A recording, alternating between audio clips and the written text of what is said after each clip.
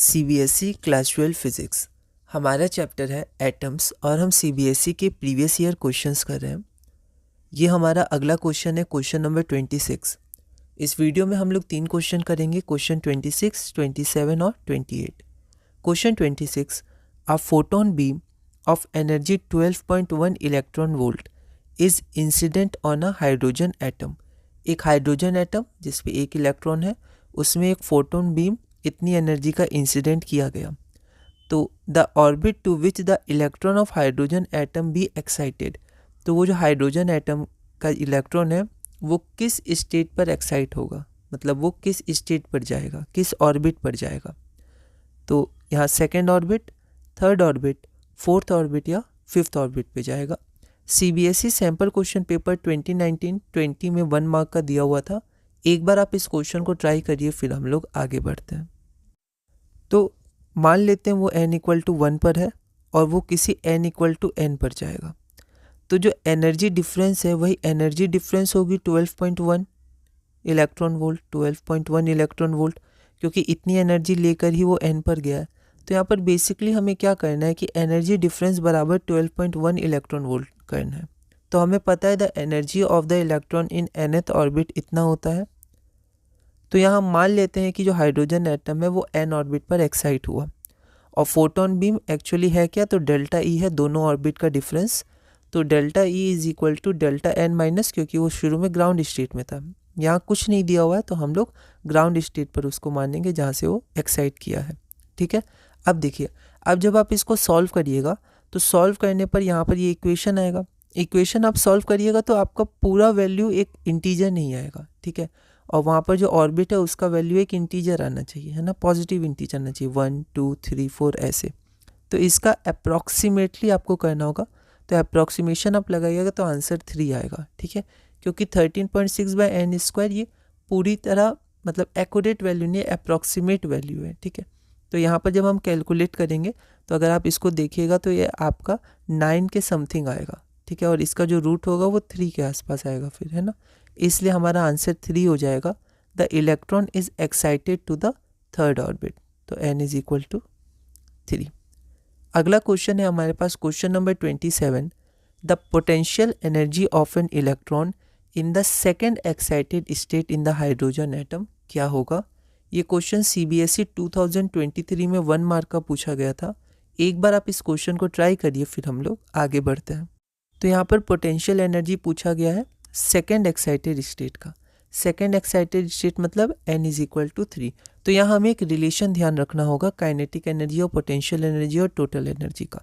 पहले हम लोग देखते हैं कि जब भी काइनेटिक एनर्जी या पोटेंशियल एनर्जी हमें पूछे तो हमें टोटल एनर्जी निकालना है।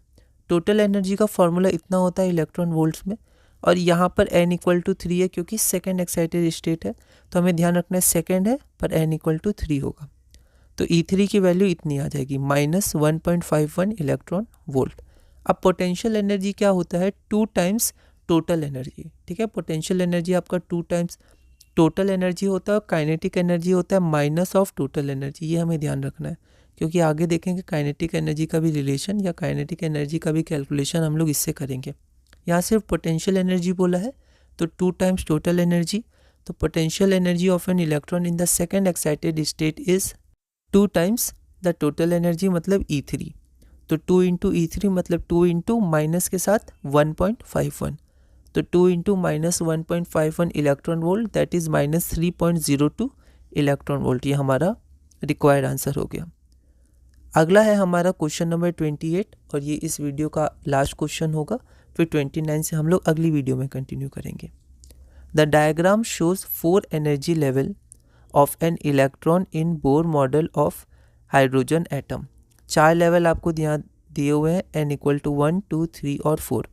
Identify the transition in which the emitted photon will have the highest energy. तो आपको वो ट्रांजिशन को आइडेंटिफाई करना है जिसमें जो एमिटेड फोटोन होगा उसका हाईएस्ट एनर्जी होगा। तो देखिए ट्रांजिशन कहाँ से हो रहा है, higher energy to lower energy. एक बार 4 से 3, 3 से 1, 2 से 1 और 3 से 2। तो सब में आपका जो फोटोन है एक फोटोन निकलेगा। ठीक है, तो उसका एक क्या होगा, एनर्जी होगा। ठीक है, एनर्जी होगा, उसका वेवलेंथ होगा, उसका फ्रीक्वेंसी होगा। तो यहाँ पर सिर्फ एनर्जी बोला गया है, कौन फोटोन हाईएस्ट एनर्जी के साथ एमिट होगा। ये क्वेश्चन CBSE 2023 में 1 मार्क का पूछा गया है। 4 ऑप्शन है आपके पास, चारों ट्रांजिशन के नाम दिए हुए हैं। रेडी, एक बार आप इस क्वेश्चन को ट्राई करिए, फिर हम लोग आगे बढ़ते हैं। तो यहाँ पर एनर्जी डिफरेंस बराबर क्या हो जाएगा, उसी फोटोन की एनर्जी, क्योंकि फोटोन कितनी एनर्जी से निकलेगा, जो इन दोनों का एनर्जी डिफरेंस होगा। इसका फोटोन निकलेगा जो n=3 और n=2 का एनर्जी डिफरेंस होगा, और ट्रांजिशन 3 के लिए जो फोटोन निकलेगा वो n=2 और n=1 के डिफरेंस के बराबर निकलेगा, एनर्जी डिफरेंस के बराबर। ठीक है, तो यहाँ पर हम लोग को एक तरह से चारों का एनर्जी कैलकुलेट करना है, एनर्जी डिफरेंस किसमें सबसे ज़्यादा है, और ऐसे क्वेश्चंस मेंस में भी आए हैं। ठीक है, तो इसके लिए जो जनरल मेथड है वो तो अभी तो हम लोग कैलकुलेशन करेंगे, पर जैसे मेंस वगैरह में जब क्वेश्चन आते हैं तो हमें डायरेक्ट अगर डायग्राम ध्यान हो हाइड्रोजन एटम का, तो हमें पता है n=2 और n=1 के लिए जो एनर्जी है वो गैप बहुत ज़्यादा है। ठीक है, किसी भी 2 कंसेक्यूटिव एनर्जी लेवल के लिए कोई भी गैप 1 और 2 के बराबर नहीं है। तो जो 1 और 2 में एनर्जी गैप हो वो बहुत ज़्यादा होता है, उसके आगे जो हमारा एनर्जी लेवल है उनके गैप्स कम होते रहते हैं और कम होते रहते हैं, अगर आप NCERT में देखिएगा। ठीक है, तो जिसके ट्रांजिशन में n=1 और n=2 इंक्लूडेड हो तो उसका ट्रांजिशन बहुत ज़्यादा होगा। ठीक है, अगर हम लोग यहाँ पर देखें तो ये देखिए ट्रांजिशन नंबर 3 में 1 और 2 है, पर सिर्फ 1 और 2 है, पर ट्रांजिशन 1 में 1 और 2 तो है ही, साथ में 2 और 3 भी है। तो इसमें 1 और 2 इंक्लूडेड है और 2 और 3 भी इंक्लूडेड है, तो ये वाला एनर्जी डिफरेंस सबसे ज़्यादा होगा, क्योंकि इसमें इसका भी एनर्जी डिफरेंस ऐड हो गया। तो यहाँ आंसर आपका ए हो जाएगा। पर यहाँ पर हम लोग को कैलकुलेशन करना है, बोर्ड का क्वेश्चन है, 1 मार्क का है, फिर भी हम लोग कैलकुलेट करेंगे। देखिए टोटल एनर्जी होता क्या है, En बराबर इतना। अब सब में ये वैल्यू तो कांस्टेंट होगी -13.6, तो इसको हम लोग एक कांस्टेंट k मान लेते हैं, है ना, वेयर k = -13.6, ये हमारा कांस्टेंट है। ओके, अब हम लोग एक एक करके ट्रांजिशन निकालते हैं। पहला क्या है, E3 - E1 ट्रांजिशन 1 के लिए। तो जब आप इसको सॉल्व करिएगा तो 8k/9 आ जाएगा। ठीक है, 0.88, यहाँ माइनस का ध्यान रखिएगा, ये माइनस है, ये माइनस माइनस प्लस हो जाएगा, तो 0.88 आएगा एनर्जी डिफरेंस। सेकेंड ट्रांजिशन हमारे पास क्या है, E4 - E3, तो E4 - E3 हम करेंगे तो 0.04 k आ जाएगा। उसके बाद हमारे पास क्या है, थर्ड ट्रांजिशन E2 - E1, तो जब हम लोग E2 - E1 करेंगे तो 0.77 k आ जाएगा। और आखिरी ट्रांजिशन क्या है, फोर्थ ट्रांजिशन E3 - E2, तो जब हम लोग E3 - E2 करेंगे तो 0.13 k आएगा। तो हम देख सकते हैं कि जो सबसे ज़्यादा है वो 0.88 k है और 0.77 k उससे कम है। तो थर्ड ट्रांजिशन हम देख सकते हैं n=2 से n=1 है, 0.77, पर फर्स्ट ट्रांजिशन में ये तो इंक्लूडेड है ही, साथ में ये भी है, तो ये मिला के 0.88 है जो सबसे ज़्यादा है ट्रांजिशन 1। तो हमारा आंसर क्या हो जाएगा, हमारा आंसर हो जाएगा ए। ठीक है, तो ऐसे हमें शो करने, क्वेश्चन 2 मार्क्स का भी आ सकता था, हमें पूरा लैंग्वेज के साथ लिखना है। अब आप चाहें तो ये लिख सकते हैं। ठीक है, hence the transition 1 that is n=3 to n=1 the energy difference is highest, that is photon of highest energy will be emitted, option number A. ठीक है, लैंग्वेज मॉडिफिकेशन आप देख लीजिएगा। अब अगला क्वेश्चन है जो हम लोग अगली वीडियो में देखेंगे, वो ये है कि ये आपका एसेशन रीजन क्वेश्चन है।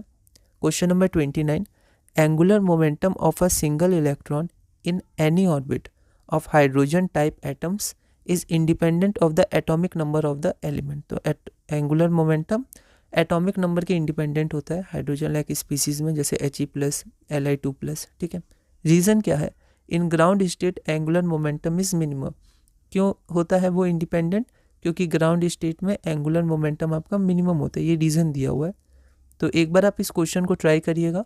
अगली वीडियो में हम लोग क्वेश्चन नंबर 29 से कंटिन्यू करेंगे और धीरे धीरे एटम्स चैप्टर में आगे बढ़ेंगे।